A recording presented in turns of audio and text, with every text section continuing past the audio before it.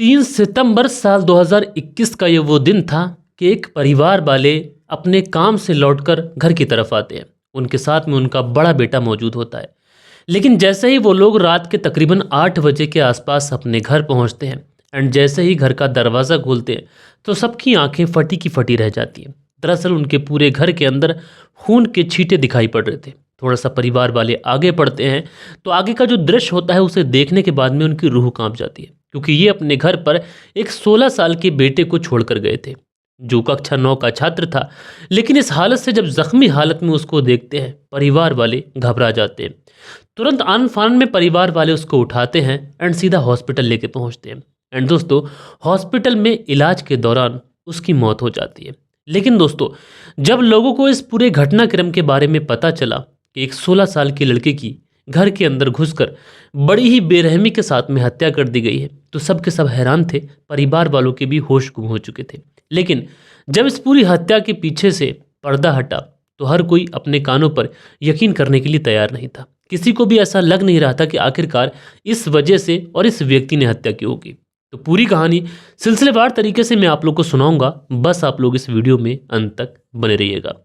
तो चलते हैं दोस्तों, इस कहानी का सीधा सीधा रुख कर लेते हैं। दरअसल दोस्तों, आज की जो कहानी मैं आप लोग को सुनाने जा रहा हूँ ये कहानी है राजधानी दिल्ली की।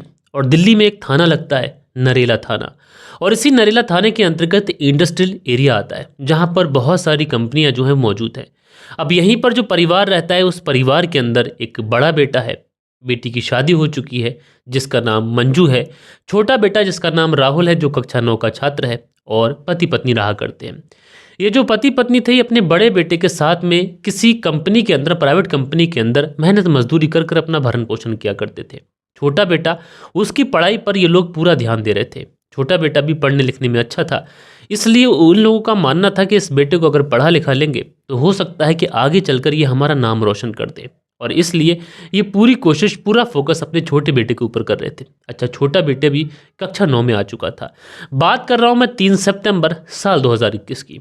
3 सितंबर साल 2021 को सुबह सुबह ये जो परिवार वाले थे ये अपने घर से उस फैक्ट्री में जाने के लिए निकले थे जिसमें पति पत्नी और घर का बड़ा बेटा। अब चूंकि बेटी जो थी उसकी शादी हो चुकी थी जिसका नाम मंजू था, और इसका एक 16 साल का जो बेटा था वो घर पे ही मौजूद था। और पूरा दिन ये लोग काम करते हैं, और शाम के तकरीबन 8 बजे के आसपास जब ये लोग फैक्ट्री से लौट कर आते हैं, अब चूंकि ये जो इनका घर था उस घर के अंदर ताला लगा हुआ था। अब इस घर के ताले की टोटल 3 चाबियां थी। एक चाबी जो 16 साल का बेटा राहुल था उसके पास थी, एक चाबी माता पिता के पास थी। इसलिए माता पिता उस चाबी से उस घर के लॉक को खोलते हैं एंड घर के अंदर पहुंचते हैं। अब जैसे ही घर के अंदर पहुंचते हैं तो वहाँ का जो दृश्य होता है इन्हें विचलित कर जाता है, क्योंकि घर के अंदर खून के छींटे फैले हुए थे। घर परिवार वाले आगे बढ़ते हैं, लेकिन आगे जब पढ़ते हैं तो मंजर दिल दहला देने वाला होता है, दिल को कचोट देने वाला होता है। दरअसल इस घर के अंदर जो 16 साल का बेटा राहुल है ये जख्मी हालत में पड़ा हुआ है, और इसके सर पर, इसके जिस्म पर किसी ने बहुत ज़्यादा किसी भारी भरकम चीज़ से वार किया है। लिहाजा घर वाले आनन फानन में से उठाते हैं एंड सीधा हॉस्पिटल पहुंच जाते हैं। एंड हॉस्पिटल पहुंचने के बाद में डॉक्टर साहब से कहते हैं कि साहब जितनी जल्दी हो सके हमारे बेटे का इलाज कर दीजिए, क्योंकि हम जब घर आए तो ये ज़ख्मी हालत में पड़ा हुआ था। अच्छा, वहाँ से कोई डॉक्टर ऐसा होता है जो पुलिस को भी इन्फॉर्म कर देता है। लेकिन दोस्तों, पुलिस इस पूरे केस को सुनने के बाद में पुलिस हॉस्पिटल पहुँच पाती कि इससे पहले ही जो 16 साल का लड़का होता है जिसका नाम राहुल होता है वो दम तोड़ देता है। अब जैसे ही ये 16 साल का बच्चा दम तोड़ता है तो परिवार वालों का तो रो रो कर बुरा हाल होता है, जब तक पुलिस भी पहुंच जाती है।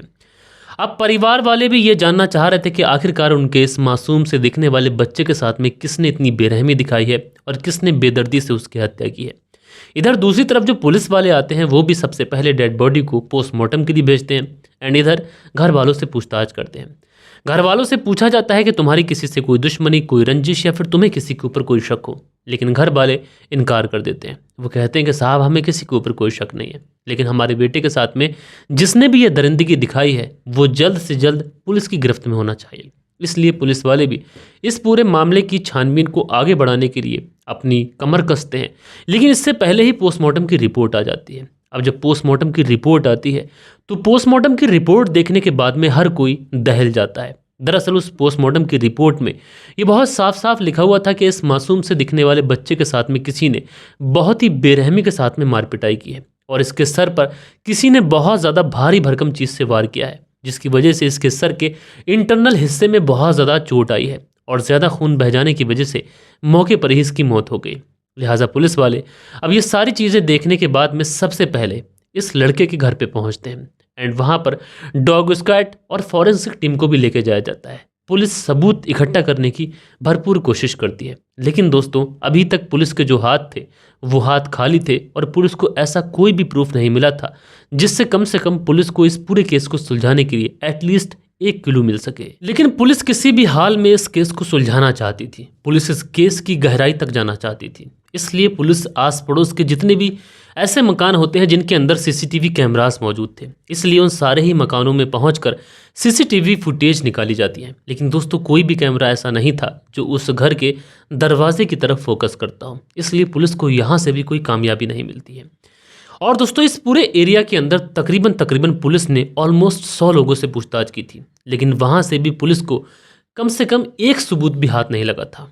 इसलिए पुलिस इस पूरे केस को सुलझाने के लिए फैसला ये करती है कि अगेन एंड अगेन घर वालों से ही पूछताछ की जाए, क्योंकि घर वाले अगर किसी के ऊपर कोई भी शक जताते हैं तो कम से कम संदेह में ही सही, लेकिन पुलिस इस केस को सुलझाने के लिए कम से कम आगे की कार्रवाई कर सकती है। इसलिए घर वालों को बुलाया जाता है और पुलिस वाले घर वालों से कहते हैं, जो थाना इंचार्ज होते हैं जिनका नाम अशोक कुमार होता है, वो घर वालों से कहते हैं कि याद कीजिए कोई ऐसी बारीक से बारीक चीज़ भी अगर हो तो तुम पुलिस के साथ में डिस्कस कीजिए, क्योंकि पुलिस उसके ज़रिए इस पूरे केस को सुलझाने की कोशिश कर सकती है। लेकिन दोस्तों जब घर वालों से बार बार पूछताछ की जाती है तो मानो जैसे इस कत्ल का राज यहीं पर छुपा हुआ था, क्योंकि घर वालों ने जिक्र किया था कि जब तकरीबन 8 बजे के आसपास वो अपने घर लौट कर आए थे तो उन्होंने ताला खोला था और ताला खोलने के बाद उन्होंने देखा तो उनके बेटे की इस तरीके से हालत थी। अब पुलिस को यह समझ नहीं आता है कि जब घर के अंदर बेटा मौजूद था जिसकी उम्र 16 साल है, ऑलमोस्ट ठीक ठाक है और वो इतना समझदार तो है कि वो अपना ख्याल रख सकता है, लेकिन उसके बावजूद भी घर के अंदर ताला क्यों लगाया गया था, और अगर ताला लगाया गया था तो घर के अंदर मर्डर कैसे हो गया। पुलिस को ये बातें कहीं ना कहीं संदेहास्पद प्राप्त होती हैं। इसलिए पुलिस जो थी अब इस घर वालों से पूछताछ करती है कि तुम्हारे घर की चाबी आखिरकार किस किस के पास है। तो जो घर वाले होते हैं वो कहते हैं कि साहब हमारे घर की 3 चाबियां हैं। एक चाबी परिवार वालों के साथ रहती है जो फैक्ट्री में काम करने के लिए जाते थे, एक चाबी घर में ही रह जाती थी जिसे 16 साल का बेटा राहुल यूज़ किया करता था, और एक चाबी इनकी बेटी मंजू के पास में रहती थी। मंजू जिसने पिछले साल ही लव मैरिज की थी, उसने एक विकास नाम के लड़के के साथ में इसी एरिया में रहने वाले उसके साथ में लव मैरिज की थी। मंजू जो थी वो अक्सर घर पे आया जाया करती थी, लेकिन चूंकि परिवार वाले रहते नहीं थे वो हमेशा अपने काम पर जाया करते थे, तो मंजू उस ताले की चाबी अपने पास रखती थी जिससे वो घर के अंदर जब चाहे इंटर हो सके और जब चाहे बाहर जा सके। अब जैसे ही पुलिस को ये चीज़ें पता चली थी कि एक चाबी इनकी बेटी मंजू के पास रहती है, तो पुलिस वाले सोचते हैं कि क्यों ना एक बार मंजू से भी पूछताछ कर ली जाए। पुलिस वाले मंजू को पूछताछ के लिए बुलाते हैं एंड उससे पूछते हैं कि जिस दिन हत्या हुई यानी 3 सितंबर साल 2021 को, उस दिन तुम आखिरकार कहाँ थी, और घर की चाबी तुम्हारे पास अगर मौजूद है तो फिर कहाँ है।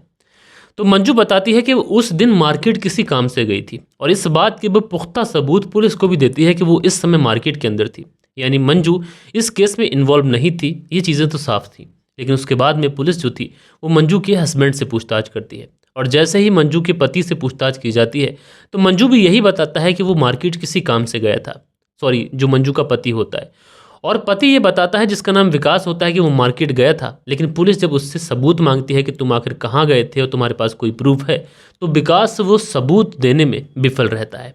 लिहाजा पुलिस की जो शक की सुइयाँ होती हैं ये मंजू के पति विकास के ऊपर घूम जाती हैं। अब विकास से जब बार बार पूछताछ की जाती है, बार बार उसको घुमाया जाता है, तो जो विकास होता है ये पुलिस के सामने लगातार अपने बयान बदलता है, और जब विकास बार बार बयान बदलता है तो पुलिस को यकीन हो जाता है कि विकास इस पूरे केस के अंदर इन्वॉल्व है। लिहाजा पुलिस जो थी अब विकास को फ्रंट सीट पर बिठाती है, और उसके बाद में जब इसके साथ में सख्ती दिखाई जाती है तो विकास पुलिस के सामने टूट जाता है। एंड टूटने के बाद में जब ये पूरी कहानी सुनाता है तो जो कोई भी इस कहानी को सुनता है उसको अपने कानों के ऊपर विश्वास ही नहीं होता है। दरअसल मंजू का पति विकास पुलिस को बताता है कि बात इसी रक्षाबंधन की है, जब उसके घर पर राहुल आया था। राहुल अपनी बहन से राखी बंधाने के लिए आया था एंड उस रात वो वहीं पर रुक जाता है। राहुल और उसकी बहन आपस में बातचीत कर रहे थे, लेकिन राहुल जब अपनी बहन से जो भी बात कर रहा था तो उसकी जो बहन मंजू है यानी मेरी पत्नी, वो राहुल से ठीक तरीके से उसके सवालों के जवाब नहीं दे रही थी। वो चाह रही थी जैसे राहुल उसके कमरे से चला जाए। लेकिन ये जो विकास था उसको इस बात का कोई एतराज़ नहीं था कि राहुल उसके कमरे में मौजूद है, क्योंकि दोनों सगे भाई बहन हैं। इसलिए विकास जो था वो दूसरे कमरे में जाके सो जाता है। लेकिन जैसे ही आधी रात को विकास की आंख खुलती है और उसको अपनी पत्नी मंजू के कमरे से कुछ अजीब तरीके की आवाज़ें आ रही थी, और जैसे ही वो अपनी पत्नी के कमरे के पास पहुंचता है, दरवाजे से देखता है तो देखता क्या है कि जो राहुल है उसकी पत्नी मंजू के साथ में ज़ोर ज़बरदस्ती करने की कोशिश कर रहा है। और मंजू इस चीज़ का विरोध कर रही है। मंजू कह रही है कि ये चीज़ें बहुत ज़्यादा गलत हैं और तुम ये सारी चीज़ें मेरे साथ ना करो। लेकिन दोस्तों विकास ये भी सारी चीज़ें देखता है कि एक भाई अपनी बहन से ज़ोर ज़बरदस्ती करने की कोशिश कर रहा है और उसकी बहन विरोध कर रही है। ये सारी चीज़ें देखकर विकास की आंखों में आंसू आ जाते हैं कि आखिरकार कोई सगा भाई अपनी बहन से ऐसा कैसे कर सकता है। लेकिन दोस्तों उस समय तो विकास राहुल से कुछ नहीं कहता है, ना अपनी पत्नी मंजू से इस बारे में बात कहता है। वो सीधा अपने कमरे में चला जाता है। अगले दिन जो राहुल था, विकास का साला जिसकी उम्र 16 साल थी, जो अपनी बहन के घर पे आया हुआ था, वो अपने घर वापस चला जाता है। और इस बारे में विकास अब अपनी पत्नी मंजू से बात करता है। वो कहता है कि रात मैंने ऐसा ऐसा देखा। तो जो मंजू होती है वो रोने लग जाती है। वो कहती है कि दरअसल उसका भाई उसके साथ में हमेशा ही ज़ोर ज़बरदस्ती करता है और एक दो बार वो उसके साथ में सेक्स कर चुका है, यानी नाजायज़ ताल्लुकात बना चुका है, और वो इसका लगातार विरोध करती रही है। लेकिन उसके बावजूद भी उसका वो 16 साल का भाई नहीं माना। ये चीज़ें ऐसी थी कि जिसके बारे में ना वो अपनी माँ से जिक्र कर सकती थी, ना अपने पिता, ना अपने बड़े भाई से, और ना अपने पति से। इसलिए वो सोचती थी शायद ये चीज़ें समय के रहते ख़त्म हो जाएंगी। लेकिन दोस्तों ये चीज़ें और ज़्यादा बढ़ती चली गईं। उसके बाद में विकास ने अपने साले राहुल के साथ में कई बार इस बारे में बात की, लेकिन राहुल जो था उसके किसी भी तरीके की चीज़ों में कोई बर्ताव नहीं आया, कोई बदलाव नहीं आया। और दोस्तों उसके बाद में विकास जो था, जब उसकी पत्नी मार्केट किसी काम से जाती है तो घर की चाबी लेकर निकल जाता है।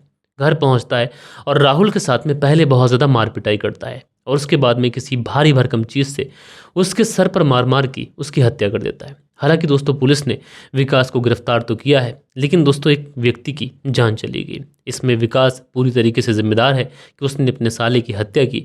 उसके पास और भी बहुत सारे रास्ते थे। वो चाहता तो अपने सास और ससुर और बड़े वाले साले से इस बारे में बात कर सकता था, लेकिन दोस्तों दूसरी तरफ जो राहुल था वो भी गलत था। लेकिन विकास को इसका अधिकार नहीं था कि वो राहुल की जान ले ले। कानूनी तौर पे वो उसे सज़ा दिला सकता था। बहरहाल दोस्तों इस स्टोरी के बारे में आप लोग क्या कहना चाहते हैं, अपनी राय नीचे कमेंट्स बॉक्स में दीजिएगा। बाकी मिलते हैं कल के दिन किसी और स्टोरी के साथ में। जब तक के लिए अपना ख्याल रखें, देश का ख्याल रखें, परिवार के रिश्तों की अहमियत को समझें। जय हिंद, जय भारत।